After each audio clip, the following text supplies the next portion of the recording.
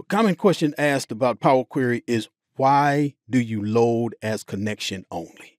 That's what we're going to talk about here. Basically, it helps reduce clutter.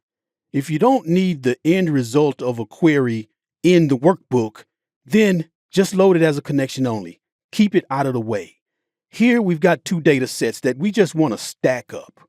We've got the first name and last name in columns B and C, and then in G, we have the names that are stuck together. We've got to split those out, and we don't want the birthdays. Another thing, we want to get rid of some duplicates. Rosemary George is in both lists. Hiro Chavez is in both lists. We want to get rid of that duplicate. All right, let's get into it. Cursor in the data set. Table does have headers. Now, because I am not doing anything to this data set, I don't want to load it into the workbook because it's the same information. So I'm just going to close and load it to only create connection. Okay. Now the next data set. Cursor in the data set. Data from table/range. Okay. We don't need the birthday column. Right click, remove, and then we've got to split those names. Split by delimiter, and we want to split by the space at each occurrence of the delimiter. All right. Now we've got to rename these columns because the next thing we're going to do is an append. What were the column headers here? F name, L name. Okay. Enter.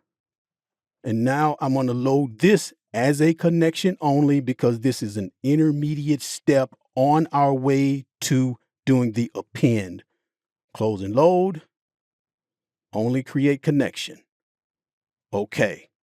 And notice in the queries and connections pane, both tables are loaded as a connection only. Let's go ahead, do our append. Data.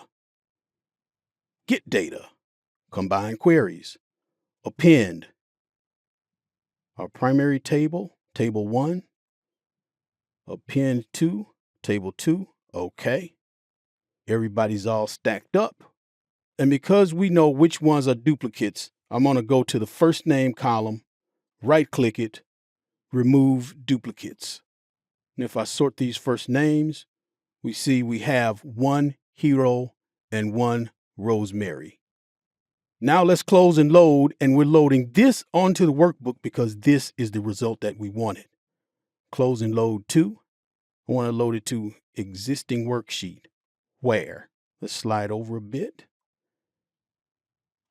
Let's put it there. Okay. This is the result we wanted. The two data sets are stacked up. And on our way, we created 3 new queries, but only one was the result we wanted. Those intermediate steps are not in our way because we loaded them as connections only.